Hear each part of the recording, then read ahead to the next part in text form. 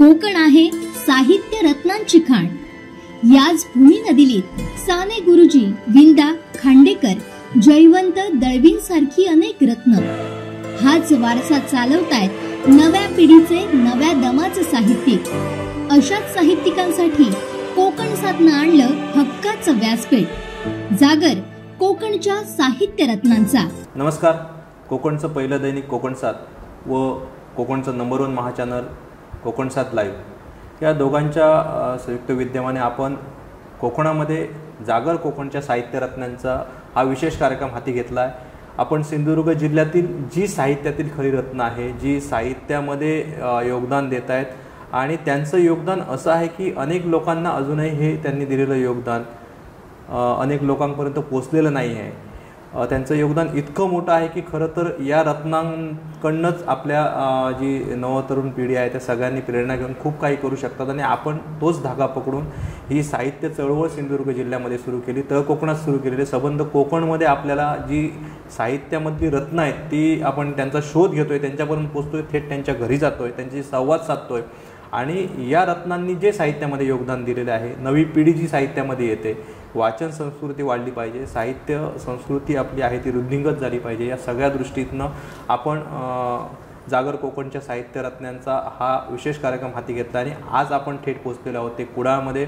आज आपण भेटणार जे आहोत ते अतिशय एका अवलिया अशा व्यक्तीला, कारण प्रशासनात सुद्धा काम करत असताना त्यांच्यातील जो साहित्यिक आहे, त्यांच्यातील जी साहित्यातील एक आत्मीयता आहे आणि एक वेगवेगळी ओढ आहे, त्यांच्यामध्ये जी अस्वस्थता आहे, जे साहित्य निर्मिती केल्याशिवाय त्यांना चैन पडत नाही, अशा एका आपल्या सिंधुदुर्ग जिल्ह्यातील सुपुत्राला आपण भेटणार आहोत। थेट त्यांच्याशी संपूर्ण संवाद साधणार आहोत। डॉक्टर सुधाकर बाबाजी ठाकूर सर, नमस्कार। अतिशय आनंद आजच्या या मुलाखतीमध्ये आपल्याशी बातचीत करताना आम्हाला होतोय। खरं तर मी ठाकूर सरांची पहिला सुरुवातीला परिचय करून देतो। म्हणजे साहित्यिक म्हटल्यानंतर आपण जे खऱ्या अर्थाने शिक्षकी पेशाक आहेत, त्यानंतर लेखन पेशातील व्यवसायातील जी माणसं आहेत ती सगळी आपण पाहतो। मात्र ठाकूर सरांचं जसं मी सांगितलं की खऱ्या अर्थाने प्रशासकीय सेवेत ते आहेत, मात्र साहित्य हे त्यांचा प्राण आणि श्वास आहे। ते सांगतात की आपली सुरुवात जी आहे, सकाळ जी आहे ती साहित्य निर्मिती केल्याशिवाय होत नाही आणि त्यांनी ते सिद्धही करून दाखवलं। आज वयाच्या 54व्या वर्षी प्रशासकीय सेवेत पशुसंवर्धन एका उच्च पदावर काम करत असताना सुद्धा त्यांनी मात्र ही आपली आवड आणि ही कला जोपासलेली, आपला छंद जोपासलेला आहे, त्याच्यात ते कुठेही कमी पडलेले नाही आहेत। फार मोठं त्यांचं कार्य आहे साहित्यामध्ये। आत्तापर्यंत त्यांची 3 पुस्तकं या ठिकाणी प्रकाशित झालेलं आहे। अळवावरचं पाणी हा त्यांचा पहिला कविता संग्रह, त्यानंतर ओतंबून आले काही, माफीनामा, अशा प्रकारचे 3 त्यांनी जे कविता संग्रह आहेत ते प्रकाशित केलेले आहेत। महाराष्ट्र टाइम्स असू दे, आकाशवाणी असू दे, अनेक जिल्ह्यातील दैनिकं असू दे, अनेक प्लॅटफॉर्म असू दे आणि जिल्ह्यातील अनेक जे मोठमोठे कार्यक्रम असू दे, या सगळ्या कार्यक्रमांमध्ये ते त्या ठिकाणी व्याख्याते म्हणून जातात आणि अशा प्रकारच्या एका खऱ्या साहित्यातील रत्नाला आपण थेट भेटतोय। ठाकूर सर, नमस्कार।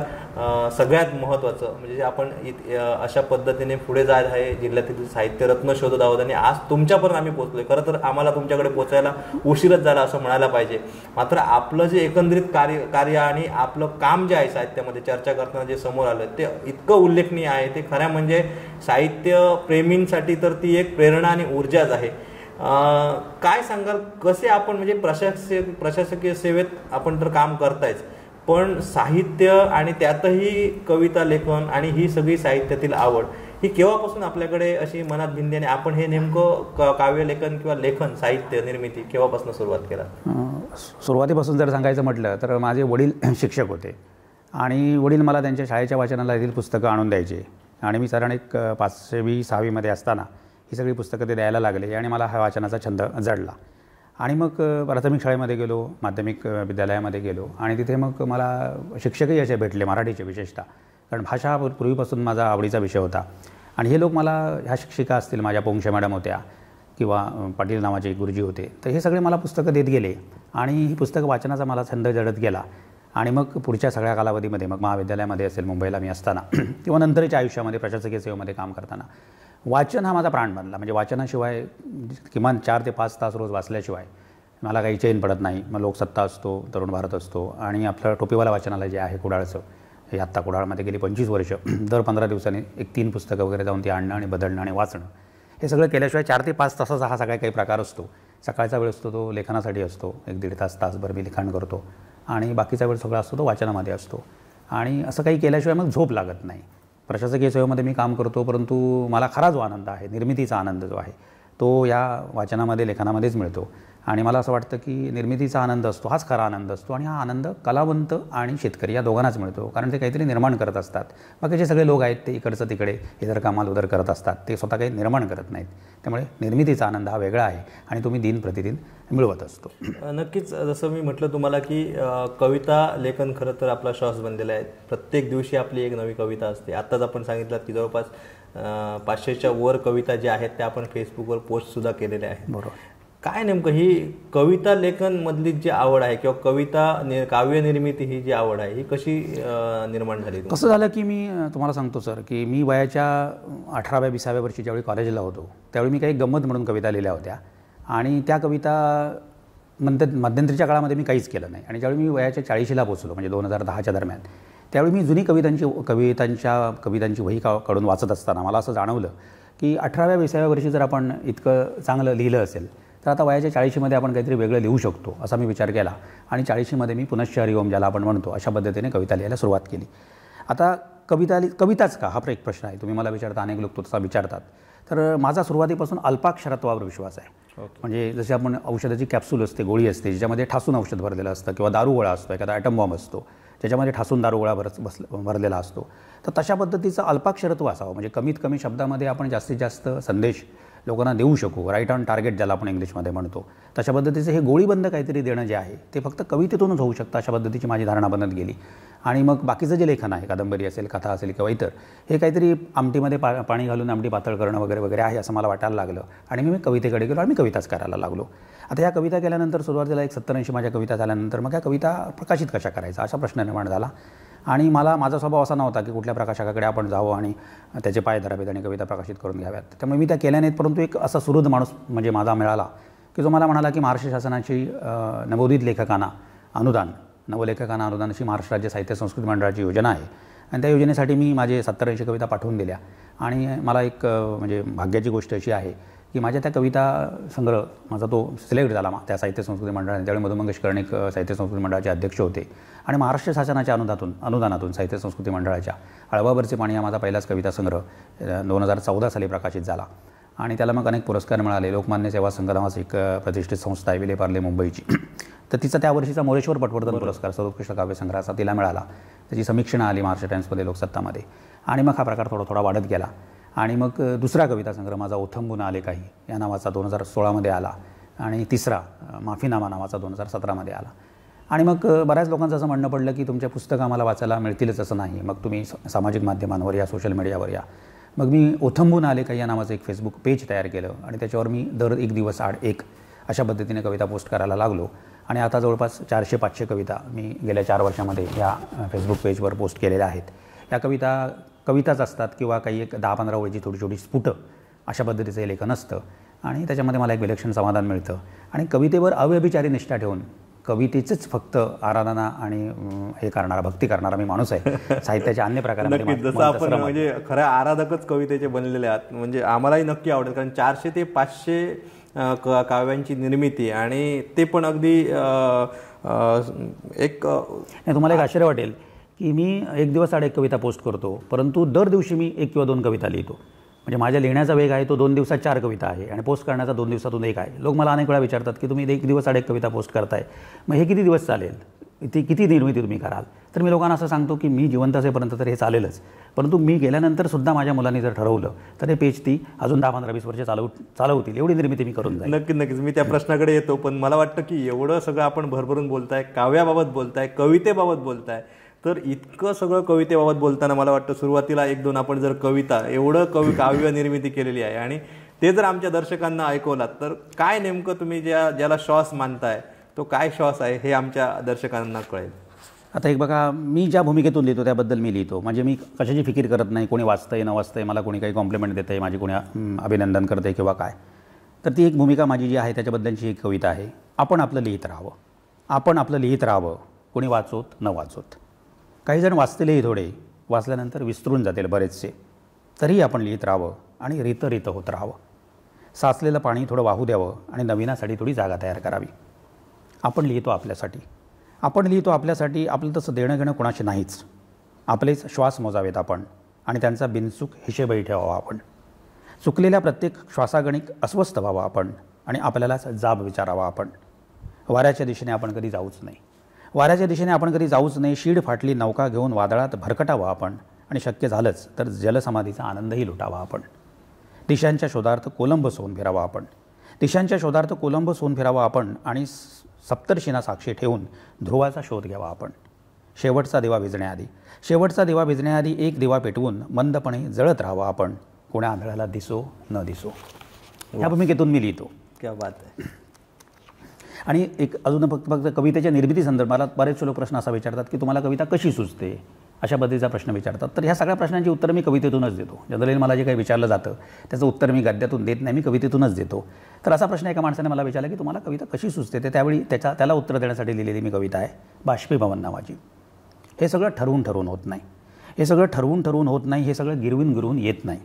दगडावर दगड घासून ठिणगी पडेल परंतु वीज चमकणार नाही. त्यासाठी समुद्राच्या पाण्याचं बरंचसं बाष्पीभवन व्हावं लागेल. समुद्राला आपल्या पोटातलं हवंसं बरंच काही गमवावं लागेल. कमी दाबाचे बरेच पट्टे निर्माण होतील, बरीच चक्रीवादळं निर्माण होतील. तेव्हाच इकडचं जग तिकडे होईल, समुद्र शांत होईल, पाणी निळं होईल आणि समुद्राचा तळ दिसू लागेल. तेव्हा तू काही ठरवू नकोस आणि गिरवू तर अजिबात नकोस. तुझ्या मनाचं भांडं चुलीवर ठेवून मंद आच दे आणि तेवढं बाष्पीभवन होतं का बघ. क्या बात आहे. अतिशय मार्मिक आणि ज्या खऱ्या आपण जीवनाशी निगडीत आहेत हेच सगळं त्याच्यामध्ये उतरलेलं आहे. याला जोडून मी आपल्याला महत्त्वाचा प्रश्न विचारतो की काय सांगाल, म्हणजे कवितेची नेमकी व्याख्या काय सांगाल, जे आपण एवढ्या मांडणी करतायत, भरभरून बोलताय, व्यक्त होत आहे, म्हणजे प्रत्येक सब्जेक्ट वेगळा आहे आपल्या कवितेचा, काय व्याख्या आपण करू शकतो? कवितेच्या व्याख्या अनेक लोकांनी अनेक प्रकारे केलेल्या आहेत. म्हणजे प्रतिथेश लोकांनी, कवींनी केलेल्या आहेत, लेखकांनी केलेल्या आहेत. खरी कविता आहे ती जाणीवेतून येत नाही, ती नेणीवेतून येते. म्हणजे ज्याला आपण सबकॉन्शियस माइंड म्हणतो, अंतर्मनातून येते. म्हणजे मनाच्या वरच्या थरातून ती येत नाही, मनाच्या आतल्या थरातून येते. मनाचे तुमचे एक पापुद्रे ज्यावेळी तुम्ही असे वेगवेगळे करत जाता आणि गाभ्यापर्यंत पोचता, त्या गाभ्यातून कविता आहे, ते नेणीवेतून येते. आता वर्ड्सवर्थ नावाच्या जगप्रसिद्ध जो कवी आहे त्याने कवितेची व्याख्या केलेली आहे की it is the spontaneous overflow of emotions. म्हणजे भावनांचा उत्स्फूर्त आविष्कार, भावनांचं उतू जाणं म्हणजे कविता, असं त्याने म्हटलेलं आहे. T.S. इलियट नावाचा दुसरा जो एक कवी आहे त्यानं असं म्हटलेलं आहे की it is not the overflow of emotions but rather it is an escape of emotions. म्हणजे भावनांपासून सुटका करून घेणं, भावनांचा निचरा करणं म्हणजे कविता. ते थोडक्यात सांगायचं असं की तुम्हाला काहीतरी असंही होतं, दाटून येतं आणि आता हे सगळं ओकून टाकल्याशिवाय हे सगळं, म्हणजे जसा ढग एखादा दाटून येतो, ओथंबून येतो, पूर्ण काळा होऊन येतो आणि त्याला आता पडल्याशिवाय गत्यंतर नाही, त्याच्याशिवाय त्याची सुटका नाही, मन मोकळं करण्याचं, अशा अवस्थेला ज्यावेळी तुम्ही पोहोचता. म्हणजे केशवसुतांनी ज्याला झपूर्जा अवस्था असं म्हटलेलं आहे. म्हणजे ज्या पाळण्यामध्ये याच्यामध्ये झोपाळ्यावर ज्या मुली बसतात आणि त्या अशा फिरताना जा पोरी जा असं गाणं म्हणतात आणि त्यांचे झोका मग एवढे जोरात झोके होत जातात की त्या जापोरी जाचं झपूर्जा असं होत जातं.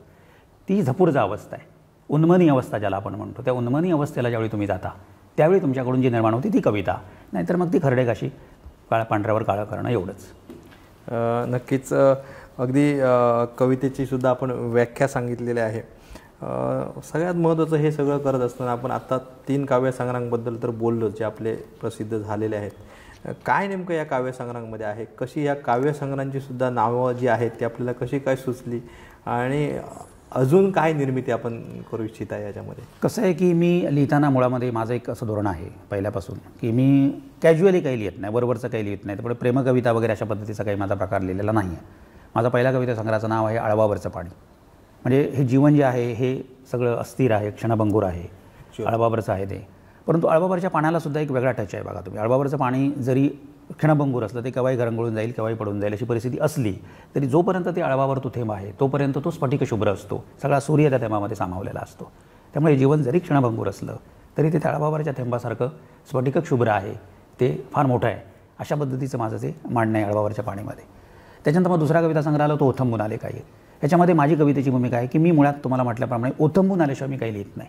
बरोबर. असं काही बरोबरचं मी लिहित नाही. ज्यावेळी मला फारच असं होत आहे ते ओथंबून आलं आहे त्याचवेळी ते पडतं. तर तशा पद्धतीच्या भावनाने मी ओथंबून आले काही या दुसरा कविता संग्रह आला. आणि तिसरा जो कविता संग्रह माझा आला माफीनामा नावाचा, तो पूर्णतः वेगळा होता. हा थोडंसं गद्य काव्य होतं. याच्यामध्ये मी काय केलं होतं की स्वगत आहे त्याच्यामध्ये, म्हणजे जीवनाच्या ह्या वयामध्ये 50मध्ये मला जे स्वगत वाटतात, म्हणजे परमेश्वराला मी उद्देशून बऱ्याच ह्याच्यातल्या कविता लिहिलेल्या आहेत की परमेश्वरा मी आज चुकलेला आहे, मी असं करायला नको होतं, मी असं करायला पाहिजे होतं, असं वागायला पाहिजे होतं, आणि मी माफीनामा तुझ्यासमोर सादर करतो असं मी परमेश्वराला म्हटलेलं आहे की अजूनपर्यंतचं सगळं आयुष्याचा ट्रॅक चुकत गेला. म्हणजे असं मी त्याच्यामध्ये म्हटलेलं आहे की हे जीवनाचा प्रवास म्हणजे याच्यापेक्षा सुंदर असू शकला असता, वरातीचा घोडा वेळेआधीच मुक्कामाला पोचू शकला असता, मी उगाचच त्या वरातीच्या घोड्यावरपासून इकडे तिकडे फिरत राहिलो आणि योग्य दिशेने गेलो नाही, याबद्दल मी माफीनामा तुझ्यासमोर पेश करतो आहे परमेश्वरा. ह्या भूमिकेतून माफीनामा आलेला आहे. त्यामुळे ह्या सगळ्या ज्या कविता आहेत त्या जीवनाच्या गाभ्याला भेटणाऱ्या आहेत, जीवनाचे मुखवटे टाराटारा फाडणारे आहेत, तुमचे चेहरे उजागर करणारे आहेत, आणि ज्या पद्धतीचं जीवन तुम्ही जगायला पाहिजे नेमकं तसंच तुम्ही जगत नाही, तुम्ही सगळं दिखाऊ जीवन जगता आहात, जसे तुम्ही नाही तसे तुम्ही दाखवण्याचा प्रयत्न करतात, हे सगळं दाखवून देणाऱ्या ह्या सगळ्या कविता आहेत. अशा भूमिकेतून मी लिहितो आहे. नक्कीच एकत्रित आपण सगळं हे ऐकलं तर सगळं आयुष्यात जे आपण दैनंदिन जीवनमान जगतोय तेच सगळं ते कवितेत उतरत असतं. कसं सुचतं तुम्हाला हे, असं सगळ्या या कविता सुचतात कशा आपल्याला? होतं असं की मी तुम्हाला मगाशी म्हटल्याप्रमाणे ही सगळी बाष्पीभवनाची प्रक्रिया असते, स्वतःला तासून घेणं, कसं म्हणजे डिस्टर्बिंग प्रोसेस. मी असं नाही मी म्हणतो की कविता हा एक अस्वस्थ अनुभव आहे. म्हणजे मला आता बेसिकली तुम्हाला मी खरं सांगतो की मी जेव्हापासून कविता करायला लागलो तेव्हापासून मला ॲसिडिटीचा त्रास व्हायला लागला. डॉक्टरने पण मला असं सांगितलं की हा तुम्हाला ताण आहे, स्ट्रेस आहे, ज्याच्यातून तुम्ही लिहित आहे, त्यामुळे तुम्हाला कविता तुम्ही जर सोडल्या कमी केल्या तरच तुमचा ही ॲसिडिटी कमी होईल. परंतु मी त्यांना असं म्हटलं की बाबा मी जर हे सोडलं तर मी मरून जाईन, ॲसिडिटी राहील म्हणजे ॲसिडिटी राहिलेली परवडेल मला, परंतु प्राणच असल्यामुळे कविता श्वास असल्यामुळे मी मरून जाईन, म्हणून मी मग कविता लिहितो. म्हणजे नाईलाजाने मी कविता लिहितो, कारण म्हणजे कविता लिहिणं हा चांगला विषय नाही, अस्वस्थ अनुभव आहे तो एक, आणि तो डिस्टर्बिंग प्रोसिजर आहे ती सगळी, ती तुम्हाला त्रास देणारी प्रोसिजर आहे, गमतीची प्रोसिजर नाही असं मला वाटतं. त्या भूमिकेतून मी लिहितो. क्या बात आहे. म्हणजे आता सुचण्याच्या बाबतीत तुम्ही जर म्हणत असाल तर मला कसं असतं की माझ्या हातात खिशामध्ये नेहमी एक कागद ठेवलेला असतो, आणि मला कुठेही म्हणजे मी प्रवासामध्ये असेल, गाडीवर असेल, ऑफिसमध्ये असेल, मला सडनली असं काहीतरी स्ट्राईक होतं, कधी ते रात्रीसुद्धा होतं, अगदी 2 वाजता 1 वाजता, आणि त्यावेळी ज्या काही ओळी येतात सुचतात 2-4 ओळी त्या मी लिहून ठेवतो त्या कागदावर, आणि तो कागद खिशात ठेवतो, आणि मग घरी आल्यावर नंतर कधी 2-4 दिवसांनी त्या कागदाचा मी विस्तार करतो त्या कवितेची, आणि पूर्ण कविता तयार होते. नक्कीच. जसं आपण मगाशी उल्लेख केला की तुम्ही रोज 4 ते 5 तासाचं सगळं वाचन करता, आपला संपूर्ण हा एवढा मोठा कारभार सांभाळून सुद्धा वाचन आपण सोडलेलं नाही आहे, आणि वाचनच इम्पॉर्टंट आहे, आणि आपण ते 4 ते 5 तास वाचन करता. नेमकं हे कोणत्या प्रकारचं आपलं वाचन असतं आणि काय असतं? कसं झालं आहे की मी मुळात माझं जे वाचन आहे ते 1990च्या पूर्वीचे जे लोक आहेत, साहित्यिक आहेत, अशा लोकांचं मी वाचतो. काय त्याला मी काही सांगू शकत नाही त्याची कारणं, परंतु गेल्या 20-25 वर्षामध्ये जे साहित्य निर्माण झालेलं आहे ते साहित्य तेवढंसं माझ्या मनाला भिडत नाही. त्यामुळे माझं जे वाचन आहे हे जुन्या साहित्यिकांचं जास्त आहे. कवी मंडळी त्याच्यामध्ये आहे, चिंत्रे खानोलकर आहेत, ग्रेस आहेत, बासी मर्डेकर आहेत, विंदा करंदीकर आहेत, बाबा बोरकर आहेत, केशवसूत आहेत, राम गणेश गडकरी म्हणजे गोविंदाग्रज ज्यांना आपण म्हणतो ते आहेत, कुसुमाग्रज आहेत, विभा शिरवाडकर ज्यांचं नाव आहे. तर अशा पद्धतीची जुनी जी मंडळी आहेत ह्या मंडळीचं काव्य मला जास्त भावतं. याच्या व्यतिरिक्त मी मग ललित गद्य वाचतो जास्त.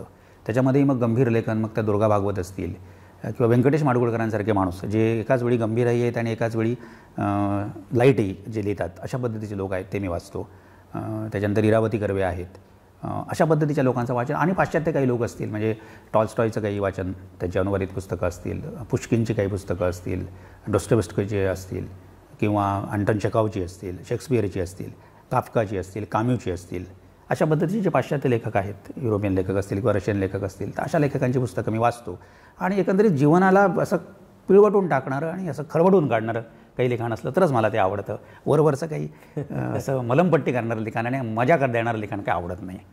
अगदी किती शेकडो साहित्यिकांची आपण नावं या ठिकाणी घेत आहे, आणि ते सुद्धा महाराष्ट्रातील आणि अगदी देशभरातील जगभरातील जे प्रतिभावंत लेखक आहेत, साहित्यिक आहेत, त्यांचं आपण सगळं वाचताय. हे सगळं वाचत असताना एवढं सगळ्या लोकांचं तुम्ही वाचलात, कोणाचं नेमकं लेखन तुम्हाला आवडलं? कोणता कवी असा तुमचा जो आहे कवी आता मराठीमध्ये मला चिंत्रे खानोलकर म्हणजे आरती प्रभू ज्यांना आपण म्हणतो, जे आपल्या भूमीचेच हे आहेत, तर आरती प्रभू हे आणि ग्रेस आणि बासी मर्डेकर हे 3 जे कवी आहेत, हे 3 कवी ही माझी दैवत आहे. त्यांच्या कवितांची मी पारायणं करतो, आणि त्यांच्यासारखा एखादा तरी शब्द आपल्याला लिहायला जमावा, कारण म्हणजे तो जमत नाही अजूनही, हे दुःख आहे. परंतु त्यांच्या पदपथावरून पावलांवरून जाण्याचा केबिलवाणा प्रयत्न करणारा मी एक गरीब कवी आहे. त्यामुळे ही 3 माझे कवितेमधले आदर्श आहेत. आणि तुम्ही गद्यलेखनामध्ये म्हणाल तर मग पाश्चात्य कवी मी तुम्हाला म्हटले त्याप्रमाणे, किंवा रशियन मंडळी जी आहेत सगळी, टॉल्स्टॉयसारखी किंवा पुष्किनसारखी, डॉस्टोयेव्स्कीसारखी, अँटन चेखॉवसारखी, ही मंडळी मला जास्त भावतात गद्यलेखनामध्ये. मराठीमध्ये गद्यलेखनाचं फारसं वाचन मी नाही, म्हणजे मला तेवढं आवडत नाही. जुने लेखक जे आहेत नरहर कुरुंदकर असतील, पुबा भावे यांचं काही वैचारिक साहित्य मी अवश्य वाचतो. दुर्गा भागवत या माझ्या अत्यंत आवडत्या हे आहेत, लेखिका आहेत. आणि व्यंकटेश माडगूळकरांच्या पुस्तकांची मी पारायण करतो, कारण मुळात मला निसर्गाची आवड असल्यामुळे व्यंकटेश माडगूळकर असतील, मारुती चितमपल्ली असतील, निसर्गामध्ये जी मंडळी राहिली आणि निसर्गाबद्दल ज्यांनी लिहिलं, तर त्यांचं लेखन मला जास्त आवडतं. फारच छान. हे सगळं करताय, आपण लिहिताय. नेमकं आता आपले आवडते कवी तर आपण सांगितलात आणि किती लिहिताय, काय लिहिताय हे सगळं सांगितलात आणि त्याचं मोजमाप आपण करू शकत नाही, म्हणजे तशा पद्धतीने आपण सगळं एकंदरीत त्याचा आढावा जर घेतला. पण ही नेमकी वेळ कोणती असते, म्हणजे कधी तुम्हाला हे काव्य सुचतं आणि नेमकं सगळं हे जुळवता कसं होतं? मी मगाशी तुम्हाला म्हटल्याप्रमाणे कविता कधी सुचते याला काही तशी हे नाही, म्हणजे ते केव्हाही सुचू शकते. म्हणजे तो एक प्रकारचा काय आपण ज्याला म्हणतो उद्रेकच असतो, त्यामुळे तो कधी होईल, ज्वालामुखीचा उद्रेक केव्हा येईल याचं टायमिंग कोणी सांगू शकत नाही. भूकंप कधी होईल कोणी कधी सांगू शकत नाही. ढगफुटी कधी होईल कोणी सांगू शकत नाही. तर तशा पद्धतीने केव्हा तरी सडनली अशा 2 ओळी येतात आणि त्या अशा सुचून जातात. मग मी त्या कागदावर लिहून ठेवतो आणि मग घरी आल्यावर कधीतरी 2-4 दिवसांनी मी त्याचा विस्तार करतो. पण बरंचसं माझं लेखन आहे हे सकाळच्या सत्रामध्ये होतं. म्हणजे मी पहाटे उठतो 5:30ला, फिरायला जातो मॉर्निंग वॉकला, त्यावेळी बरंचसं काहीतरी सुचतं, तिथून मी काहीतरी घेऊन येतो, घरी येतो, लिहायला बसतो आणि ते एक तासाभरात 1.5 तासामध्ये मी पूर्ण करून टाकतो. त्यामुळे सकाळची जी वेळ आहे 5:30 पासून 7:30-8 पर्यंतची हीच माझी निर्मितीची वेळ आहे. दिवसाच्या अन्य वेळेमध्ये पुढच्या मला काही सुचत नाही, मग मी त्या वेळेचा वापर वाचन आणि इतर गोष्टींसाठी करतो. पण लिखाणाची वेळी मात्र अगदी 100% पहाटेची आणि सकाळचीच असते. बरोबर, पहाटे आपण एकाग्र असतो आणि अतिशय विस्तारपूर्वक त्याच्यावर सगळं मांडणी करू शकतो. वस्तुस्थिती आहे आणि सगळं आपण या गोष्टीबाबत बोलतोय. आपण अतिशय आपली वाटचाल कशी झाली, एवढ्या उंचीपर्यंत आपण कसे पोहोचलात हे सगळं सांगितलातच. पण नवोदित जे साहित्यिक आहेत किंवा कवी जे आहेत त्यांना काय संदेश द्याल, कशा पद्धतीने त्यांनी या सगळ्या गोष्टीकडे वळावं? कवितेच्या बाबतीत म्हणजे खरं म्हणजे कोणाला संदेश देणं एवढा मी मोठा नाही, तरी मला जे काही प्रामाणिकपणे वाटतं ते मी सांगतो की कविता ही कारागिरी नाही. म्हणजे मी आता बऱ्याच ठिकाणी असं बघतो की कवितेच्या कार्यशाळा होतात, वर्कशॉप होतात, कविता कशा लिहाव्यात, वृत्त कशी जुळवावीत, गा ल ल गा वगैरे पद्धतीच्या, त्याला फी देऊन लोक जातात. पण तो अशा पद्धतीने कविता कारागिरी करून होत असेल असं मला वाटत नाही. कविता हा मुळात आत्म्याचा आवाज असल्यामुळे, अंतरीचा आवाज असल्यामुळे तो अशा पद्धतीने काही कारागिरी करून येणार नाही. त्यामुळे तुम्ही वृत्त, छंद वगैरे यांच्या नादी कोणी लागू नये असं मला वाटतं. भावना महत्त्वाच्या आहेत, त्याचा अर्थ महत्त्वाचा आहे. भले तो कुठल्या फॉर्ममध्ये येत नसेल, फॉर्ममध्ये येत असेल तर उत्तम. म्हणजे जुन्या कवींनी भारत आंबेंसारख्याची वृत्त केली, वृत्तबद्ध कविता लिहिल्या आणि त्या अर्थपूर्णसुद्धा होत्या. तर आपल्याला जर अर्थ आणि वृत्त याचा जर काही मेळ बसत नसेल तर आपण अर्थाची प्रामाणिक राहावं. जे आपल्याला सुचतं, भले ते मुक्तछंदामध्ये असेल, ते मांडून मोकळं हवं असं मला वाटतं. आणि हे वाचण्यासाठी म्हणजे असं सुचण्यासाठी तुम्हाला मुळात खूप वाचावं लागेल. म्हणजे मी मगाशी म्हटल्याप्रमाणे बाष्पीभवन तुम्हाला करावं लागेल, तुमच्या अंतर्मनाचं बाष्पीभवन करावं लागेल, खूप प्रचंड वाचन करावं लागेल, अनुभवांना भिडावं लागेल, निसर्गामध्ये जावं लागेल, लोकांमध्ये जावं लागेल, लोकांची समरस व्हावं लागेल. म्हणजे ज्याला आपण अनुकंपा म्हणत नाही मी, त्याला सहकंप असं, म्हणजे लोकांच्या मनाशी तुमच्या तारा जुळाव्या लागतील, निसर्गाच्या मनाशी तुमच्या तारा जुळाव्या लागतील, तेव्हा कुठेतरी काहीतरी तुमच्या ताऱ्यातून त्या एखादी बीन किंवा धून ज्याला आपण म्हणतो ती निघेल. अन्यथा नुसत्या तारा त्या वाजत राहतील. खरं आहे तुमचं. त्याही पलीकडे जाऊन मी एवढंच तुम्हाला विचारेन की एवढं आपण सगळं लिहित आहे. आता तर यापूर्वीची जी माध्यमं होती लोकांपर्यंत पोहोचण्याची, आपल्या वाचकांपर्यंत पोहोचण्याची, ती मर्यादित होती. आज मात्र सोशल प्लॅटफॉर्मसारखे अनेक आपल्याकडे साधनं निर्माण झाले. तुमचं स्वतःचं फेसबुक पेज आहे आणि जवळपास 15,000पेक्षा अधिक फॉलोअर्स आहेत आणि त्याच्यावर आपण दररोज कविता पोस्ट करताय. आपल्या कोकणसात चॅनलसारखे अनेक आज सोशल प्लॅटफॉर्मवर, टी व्हीवर, केबलवर सगळ्या दृष्टीने चालणारे अशा प्रकारची चॅनल आहेत जी थेट लाखो दर्शकांपर्यंत या ठिकाणी आपल्याला नेऊन पोहोचवत आहेत.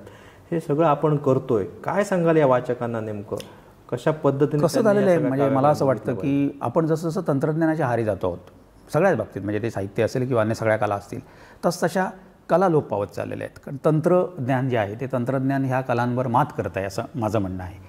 की कॉन्सन्ट्रेशन आपलं आता होत नाही, आपण माणसं एकाग्र होत नाहीत. माणसांना काहीतरी चटपटीत पाहिजे, 2 मिनिटाचं पाहिजे, 1 मिनिटाचं पाहिजे, त्याच्याबरोबर दृश्य पाहिजे, व्हिडिओ पाहिजे, हे पाहिजे, ते पाहिजे. तर अशी एक प्रकारची रिक्तपणा लोकांमध्ये येत चाललेला आहे. त्यामुळे लोकांना खरं जर साहित्य वाचायचं असेल तर अजूनही मला असं वाटतं की ते तुम्हाला प्रिंट मीडिया जे आहेत पुस्तकांकडेच वळावं लागेल. आपण किती जरी फेसबुकला आणि इंस्टाग्रामला आणि बाकी सगळ्या माध्यमांमधून ते वाचायला गेलो तरी ती ग्रॅव्हिटी किंवा ती खोली त्याला येणार नाही. त्यामुळे जो खरा वाचक आहे त्याने ते पुस्तक घेऊनच वाचावं असं मला वाटतं. सोशल मीडिया वगैरे जे आहेत ती निश्चितपणे त्याला सहाय्य करणारी आहेत किंवा त्याचा प्रचार करणारी आहेत, त्याच्यामुळे ह्या सगळ्यामध्ये वाढ होते आहे. परंतु वाचकांना मात्र पुस्तकांकडे वळल्याशिवाय पर्याय नाही. गाभा प्रिंटच आहे फक्त असं मला वाटतं लोकांपर्यंत. म्हणजे माझी कविता आहे आता तिथे नाही, मी आत्ता लिहिलेली कधीतरी आहे की पुस्तकाविना मी तसा फक्त एक शून्य, अशी माझी जी कविता आहे ही पुस्तकं नसतील तर मला असं वाटतं की मी शून्यवत आहे, माझ्या जगण्याला काही अर्थ नाही. वाचाल शेवटी असं मला म्हटलं जातं. सगळ्यात महत्त्वाचं तरुण पिढी जी आहे ती या सगळ्या काव्याकडनं एकंदरीत साहित्याकडनं आज दुरावत चाललेली आहे. काय नेमकी कारणं सांगाल, का असं होतंय? याच्यामध्ये 1-2-3 कारणं आहेत की तरुणांसमोर आज प्रलोभनं एवढी आहेत. म्हणजे आमची पिढी जी होती या पिढीसमोर प्रलोभनं नव्हती फारशी काही. यांच्यासमोर एवढी प्रलोभनं आहेत अन्य पद्धतीची, त्यामुळे ती दुसरीकडे डायव्हर्ट होत आहेत. म्हणजे त्यांचं कॉन्सन्ट्रेशन, त्यांची एकाग्रता होत नाही. हा एक मुद्दा आहे. दुसरा मुद्दा असा आहे की यांच्यासमोरचे आदर्श आहेत ते वेगळे आहेत. की आज सगळ्यात तरुणांना असं वाटतं की आपण फिल्म स्टार व्हावं, आपण क्रिकेटर व्हावं, आपण राजकारणी व्हावं. या तिघाच्या पलीकडे काही करावं असं त्यांना वाटत नाही, कारण बाकीच्या क्षेत्रांना दुर्दैवाने ग्लॅमर नाही. साहित्य क्षेत्र, कलावंतांचं क्षेत्र केव्हा बहरलं की त्या लोकांना ज्यावेळी ग्लॅमर होतं. आज परिस्थिती अशी आहे की प्रशस्तपणे काम करणारे साहित्यिक आहेत, आयुष्य सगळं झोकून नेऊन काम करणारे, परंतु त्यांना ती प्रसिद्धी नाही. प्रसिद्धी कोणाला आहे? फिल्म स्टारला आहे, क्रिकेटरला आणि राजकारण्यांना आहे. त्यामुळे आपले हे प्राधान्यक्रम आहे ते लोकांना बदलावे लागतील. लोकांसमोर चांगले मुलांसमोर आदर्श निर्माण करावे लागतील. त्यावेळी कुठेतरी नवीन पिढी आहे ती त्या गोष्टीकडे वळेल. अन्यथा ही नवीन पिढी प्रसिद्धी मिळवून देणारं, ग्लॅमर मिळवून देणारं आणि पैसे मिळवून देणारी जी क्षेत्र आहेत त्याच्याकडेच ती वळत राहतील आणि चांगुलपणाचा ती काही शोध घेतील असं मला वाटत नाही. आणि हा सगळा ह्या तंत्रज्ञानाचा आणि दिखाऊपणाचा परिणाम आहे. आदर्शांचं जे खच्चीकरण झालेलं आहे त्याचे सगळे परिणाम आहेत आणि याच्यातून आपण काही मागे जाऊ असं मला आता वाटत नाही. कारण हा प्रवास सगळा पुढच्या दिशेने झालेला आहे, तो योग्य दिशेने नाही, याच्याबद्दल वादच नाही, परंतु त्या दिशेनेच हा प्रवास जाईल असं मला वाटतं. नक्कीच आज ग्लॅमर आणि झटपट पैसा ह्याच्या मागे तरुण पिढी भरकटत चालली आणि आपण जे त्याला काय केलं पाहिजे, कसं पुढे सामोरं गेलं पाहिजे तर सांगता येतच. त्याच्याही पुढे जाऊन मी तुम्हाला म्हणतो, जसं तरुण पिढी ह्या सगळ्या गोष्टीपासून दुरावत चाललेली आहे, तशी कविता वाचणाऱ्यांची जी संख्या होती ती सुद्धा आज लोप पावत चालली, कमी होत चालली आहे. काय कारण सांगा? 2 त्याच्यामध्ये कारण आहेत असं मला वाटतं. एक बेसिकली कसं झालेलं आहे की मराठीच्या बाबतीत आपण बघायचं गेलं तर माध्यमं बदललेली आहेत. म्हणजे मराठी माध्यमातून शिकणाऱ्या सगळ्या पिढ्या होत्या आमच्या, तर आज इंग्लिश माध्यमं आलेली आहेत. आता इंग्लिशचे तोटे फायदे याच्याबद्दल मी काय बोलत नाही, कारण आज ते तर आपल्याला वेळही नाही आणि हे व्यासपीठही नाही.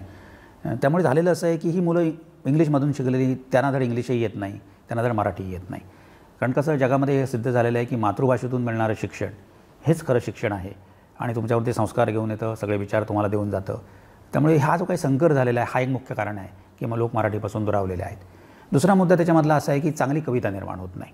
म्हणजे चांगली कविता निर्माण होत नाही म्हणून चांगला वाचक नाही, आणि चांगला वाचक नाही कवितेला म्हणून कविता निर्माण होत नाही. अशा पद्धतीचं दुष्टचक्र सगळं सुरू झालेलं आहे. कवितेच्या क्षेत्रामध्ये आज असं झालेलं की कोणी उठतो आणि कविता करतो. म्हणजे मी कविता करतो हे सांगायला लाज वाटावी अशा पद्धतीची परिस्थिती. लोक हसतात, काय तुम्ही कवी आहात का? एक हास्यास्पद दृष्टीने आपल्याकडे लोक बघतात. कारण का की कोणीही कविता करतो, या कवितेचं एवढं तण माजलेलं आहे. या तणातलं पीक कुठलं आणि तण कुठलं, म्हणजे आपण पिकातलं तण काढून टाकतो, पण इथं तण जेवढं माजलेलं आहे की त्याच्यातलं पीक कुठलंही ओळखणं कठीण झालेलं आहे. जो तो उठतो कविता करतो, त्यामुळे कवितेचा दर्जा ढासळलेला आहे आणि वाचकही मग त्याला चांगली कविता मिळत नाही. एवढ्या मोठ्या या पिकामध्ये, तणामध्ये एखादं चांगलं पीक असू शकेल कवितेचं, परंतु ते वाचकाला कळत नाही, तो कुठून शोधून काढणार ते, अशी परिस्थिती आहे. आणि दुर्दैवाने परिस्थिती अशी की खरे कवी जे आहेत किंवा खरे लेखक आहेत, खरे कलावंत आहेत, ते बिचारे मागे बसलेले आहेत. ते प्रसिद्धीच्या मागे नाहीत, व्यासपीठाच्या मागे नाहीत. आणि जी माणसं व्यासपीठावर मिळवत आहेत, प्रसिद्धी मिळवत आहेत, पुरस्कार मिळवत आहेत, पुरस्कार कसे मिळवत आहेत मॅनेज करून, हे सगळ्यांना माहीत आहेत सगळ्या गोष्टी. तीच मंडळी खरी तसं लोकांना वाटायला लागलेलं आहे आणि सोनं बिचारं सगळं कुठेतरी खाणीत अडकून पडलेलं आहे आणि हे सगळं बाहेर काय आपण याला म्हणतो कथील आणि हे सगळं मिरवत आहे. अशा पद्धतीची सगळी परिस्थिती आहे. नक्कीच सोनं खाणीतच आहे असं म्हणताय, पण शेवटी हिरा कधी चमकणारच आणि तुमच्यासारखे अनेक हिरे या साहित्यामध्ये आहेत काय म्हणताय ना, आणि ते पुढे जात आहेत. शेवटी तुम्ही कवितेवरच बोलताय, कविता हा श्वास आहे.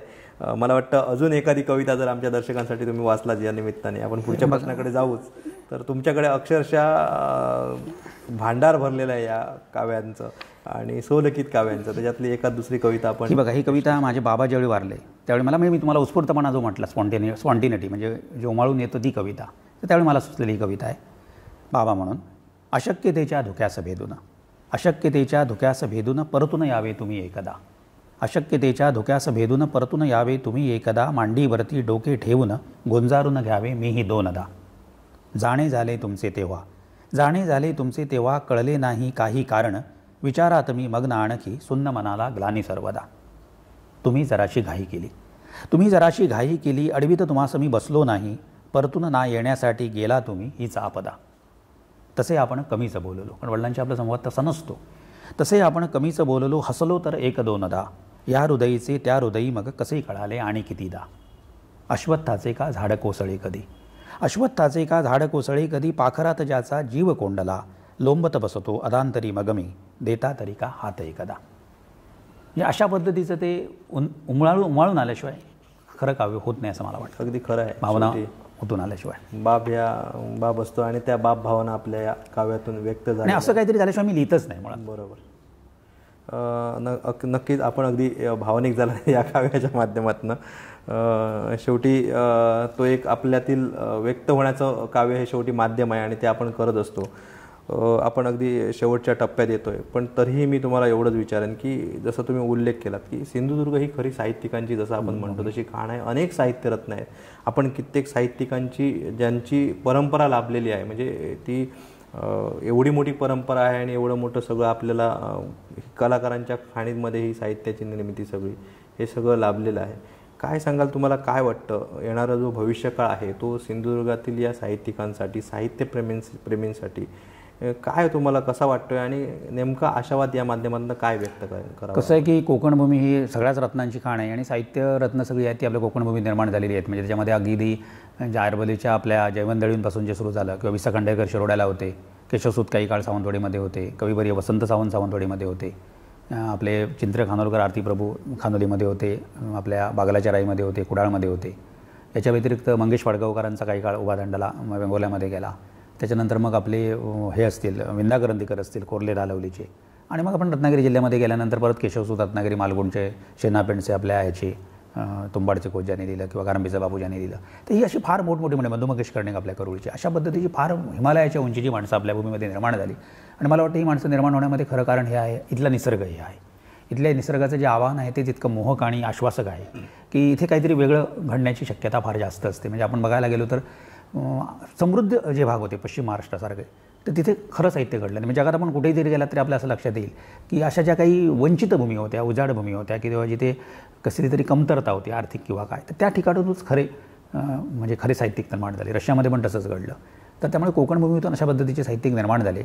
अजूनही ते पुढच्या काळातही होतील. फक्त कसं झालेलं आहे की आता साहित्याची दिशा थोडीशी बदललेली आहे. विज्ञान तंत्रज्ञानच्या आहारी लोक जास्त गेलेले आहेत आणि सामाजिक लिहायला लागलेले आहेत. मला असं वाटतं की जीवन कसं आहे वास्तव हे लिहिणारे लोक जास्त आहेत आणि तसंच लिहावं असा लोकांचा आग्रह आहे. पण मला मात्र ते पटत नाही. मला असं वाटतं की जीवन कसं आहे ह्याच्यापेक्षा जीवन कसं असावं, बरोबर, असं लेखकानं लिहावं, लेखकानं कवीने प्रेषित व्हावं, त्यांनी दूरचे दिवे त्याला दिसावेत आणि त्या दिशेने त्याने लोकांना घेऊन जावं, अशा पद्धतीचं जग घडावं, त्यांनी स्वप्नात वावरावं, लोकांना स्वप्नात घेऊन जावं. परंतु आज परिस्थिती अशी आहे की साहित्यिक मंडळी सगळी प्रतिष्ठित तथाकथित असं म्हणतात की वास्तववाद, समाजात काय चाललं आहे ते लिहा. पण समाजात चाललेलं जर गैर असेल तर समाजात चाललेलं लोकांसमोर आणण्यापेक्षा समाजात काय घडायला पाहिजे हे लोकांसमोर जाणणं जास्त गरजेचं आहे असं मला वाटतं. आणि मी तशा दिशेने लिहिण्याचा प्रयत्न करतो. मी स्वप्नात वावरतो आणि मी दूरच्या दिव्यांकडे लक्ष ठेवून चालत असतो. एक कविता फक्त त्या दृष्टीने तुम्हाला ऐकवतो परत एकदा. दूर नदीच्या पारपलीकडे, दूर नदीच्या पारपलीकडे नक्षत्रांच्या दिव्याने झगमगते आणि विजते तेच तुझे का गाव. खोल नदीच्या पाण्यामधून हलके हलके डुलत चालली, वाऱ्यावरती तोल सावरी शीड फाटली नाव. क्षितिजाच्याही पारपलीकडे रंग सांडल्या आभाळाचे निळ्या खगाने चुंबन घ्यावे तेच तुझे का गाव. जिथे ओळखीचे असूनही कोणी विसरून गेले सहजासहजी, वाट विसरल्या पक्षांनी मग तिथे मांडला डाव. दूर नदीच्या पारपलीकडे एक निखळला तारा तेव्हा डळमळले आणि रडले तेच तुझे का गाव. निळ्या गणांनी ओथंबून जेथे नक्षत्रांचे मळे विजविले, अश्रूंचे तू तेल जाळून दिवे पेटते लाव. तर अश्रूंचं तेल जाळून पेटते दिवे लावायची तयारी जर असली तरच नक्षत्रांचे मळे भिजतील असं मला वाटतं. अगदी खरं आहे तुमचं आणि त्याच माध्यमातून आपण पुढे जाणार आहोत. सगळ्यात महत्त्वाचं आपण संपूर्ण जे बोलत आलो म्हणजे साहित्यरत्न म्हणून आम्ही तुमच्याशी बोलतोय, पण तुमचा खरा श्वास जो साहित्यातील आहे तो कवी म्हणजे काव्यच आहे. एकूणच आपण संपूर्ण समग्र आढावा घेतलेला आहे. याच्यामध्ये जाता जाता एक शेवटचा आणि महत्त्वाचा प्रश्न आहे, कोकणची जी कवी परंपरा आहे त्याबद्दल आपण काय सांगाल? कारण ही साहित्याची परंपरा आहेत, पण खास करून कवींची जी परंपरा आहे त्याबद्दल आपण काय? कोकणला फार मोठी काव्य परंपरा लाभलेली आहे. म्हणजे मी तुम्हाला म्हटल्याप्रमाणे अगदी आपले चिंत्र खानोलकर जे आहेत, आरती प्रभू हे अगदी साता समुद्रापार कवितेचा झेंडा फडकवला. म्हणजे आजही आम्ही ज्यावेळी कुठे जातो आणि मी कवी आहे म्हणून सांगतो त्यावेळी लोक चिंत्र खानोलकरांच्या भूमीतले तुम्ही आहात ह्या नजरेने बघतात, म्हणजे कौतुकाने की ह्या भूमीतल्या माणसाला परिसर स्पर्श असेल अशा पद्धतीने ते बघतात. वसंत सावंत आपले जे कविवर्य होऊन गेले सावंतवाडीमधले, म्हणजे स्वस्तिक किंवा उगवाई वगैरे अशा पद्धतीचे ज्यांचे कविता संग्रह होते ते पण एक फार मोठे कवी होते. केशवसुतांनी पण सगळं साहित्य कोकणातच निर्माण झालं, त्यांचं सावंतवाडीमध्ये झालं, रत्नागिरीमध्ये झालं. विंदा करंदीकर आपले कोर्ले धालवलीचे जे होते, म्हणजे धोंड्या नावी वगैरे ही सगळी त्यांची पात्र आहेत ती कोर्ले धालवली तिथली आहेत. तर अशा पद्धतीची फार मोठी मंडळी, कवी मंडळी या कोकणातून निर्माण झाली. आजचं चित्र मी काही बोलणार नाही, मी सांगणार नाही, कारण कसं आहे की काळ तुम्हाला ठरवतो. म्हणजे आज आपण ह्या लोकांचं मूल्यमापन आपण आज करू शकतो, जुन्या लोकांचं, परंतु आमचं मूल्यमापन, आमची तुलना त्यांच्याशी करण्याचं धाडस मी करणार नाही. परंतु आजची जी कोण कवी मंडळी असतील, लेखक मंडळी असतील, यांचं मूल्यमापन काळ करेल. अजून एक 50 वर्षांनी 60 वर्षांनंतर ठरेल की म्हणजे ह्यांच्या कविता होती कोणाची, चिंद्रखानकरांची, की मी होतो संपूर्ण वृक्ष की केवळ शुष्क पर्ण, मी होतो संपूर्ण वृक्ष की केवळ शुष्क पर्ण, सांगेल राख माझी गेल्यावरी जळून. मी जळून गेल्यानंतर माझी राख सांगेल की मी एक झाड होतो की मी एक सुकलेला पान होतो.